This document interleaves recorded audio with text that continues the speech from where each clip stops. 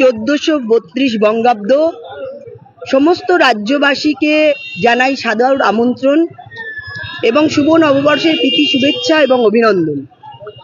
আজকে 1432 বঙ্গাব্দে রাজা শশাঙ্কের রাজ্যাভিষেক হয়েছিল। আজকের থেকেই আমাদের এই শুভ নববর্ষ শুরু।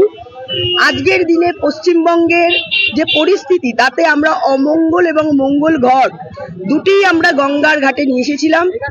আমরা অমঙ্গল ঘটকে বিসর্জন দিলাম এবং মঙ্গল ঘটকে তুলে এনে আমরা বড় মার কাছে পুজো দিলাম, যাতে এই পশ্চিমবঙ্গবাসীর হাল ফেরে।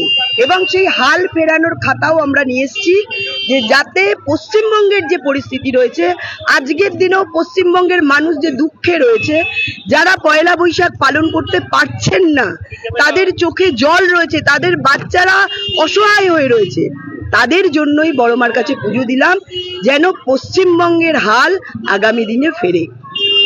এটাই ছিল বড় মার কাছে আমাদের কামনা।